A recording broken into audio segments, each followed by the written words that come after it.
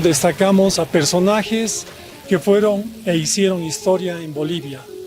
En esta oportunidad hablamos de los varones del estaño, quienes explotaron las riquezas naturales no renovables del país, se llevaron ingentes capitales al extranjero y no llegaron a reinvertir jamás el dinero que lograron acumular.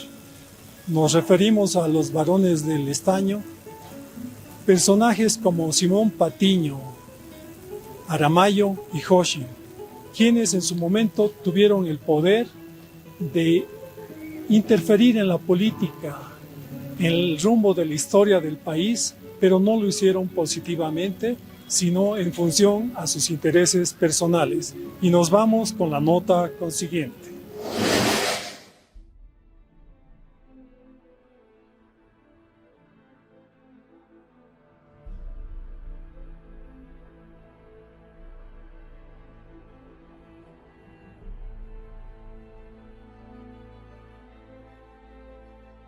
Los varones del estaño y su influencia en la historia de Bolivia.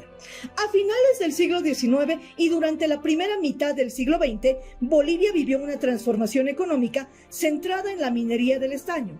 Esta etapa fue denominada por una élite empresarial conocida como los varones del estaño, quienes no solo moldearon la economía boliviana, sino que también tuvieron un impacto en el contexto mundial. Los principales varones del estaño fueron Simón Iturri Patiño, y el más destacado, conocido como el Rey del Estaño. Llegó a ser uno de los hombres más ricos del mundo.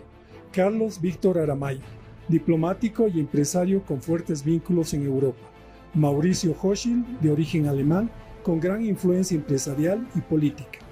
Estos empresarios controlaban las minas más ricas, así como fundiciones y redes comerciales internacionales. Los varones del estaño y su influencia nacional. En la economía, el estaño llegó a representar el 70% de las exportaciones del país, convirtiéndose en la base de la economía nacional. En la política, los varones tenían gran influencia en los gobiernos, financiaban campañas y controlaban decisiones clave. En lo social, mientras acumulaban fortunas, las condiciones laborales en las minas eran duras, lo que provocó el surgimiento del movimiento obrero y sindical en Bolivia. Influencia mundial de los varones del estaño. Bolivia se convirtió en el primer exportador mundial de estaño. Las empresas de Patiño y otros varones tenían operaciones en Europa y Estados Unidos. Durante la Segunda Guerra Mundial, el estaño boliviano fue fundamental para la industria militar aliada. Xochitl incluso colaboró con los aliados y ayudó a los judíos a escapar del nazismo. Declive y legado de los varones del estaño. En 1952, tras la Revolución Nacional, el gobierno del MNR nacionalizó las minas y expropió las empresas de los varones, creando Comibol. Legado sigue presente. Consolidaron un modelo extractivista que aún marca la economía boliviana, pero también ayudaron a posicionar al país en el mercado mundial. Los varones del estaño representan una era de riqueza, poder e influencia mundial, pero también de profundas desigualdades. Son figuras clave para entender la historia económica, social y política de Bolivia rumbo al bicentenario.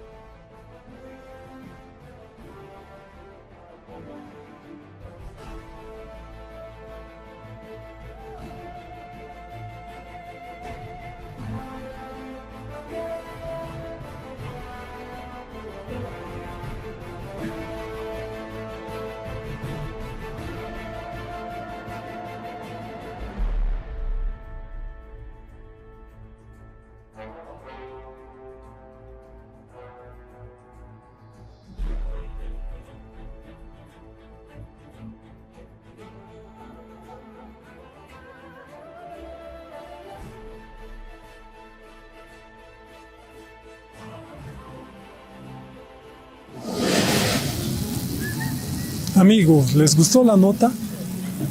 En el papiro de oro del bicentenario tocamos temas como los varones del estaño, personajes que hicieron historia.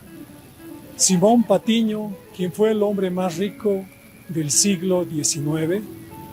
Luego están Aramayo y Xochitl, personajes que sentaron las bases del extractivismo llevándose las riquezas naturales del país para afianzar sus fortunas personales sin jamás haber reinvertido en el país, haciendo que la gente y los pobladores sean más pobres. Bolivia, sumida en la pobreza permanentemente por tener gente que no apoya a esta nación. Debemos pedir a la comunidad internacional que se tome en cuenta a Bolivia como el sustento del mundo, puesto que en todas las épocas ha contribuido a la historia mundial, siendo actualmente y anteriormente el sustento de la Bolsa de Londres, donde se cotizan las acciones de estos empresarios que hasta el día de hoy perviven sus descendientes. Bolivia rumbo al bicentenario.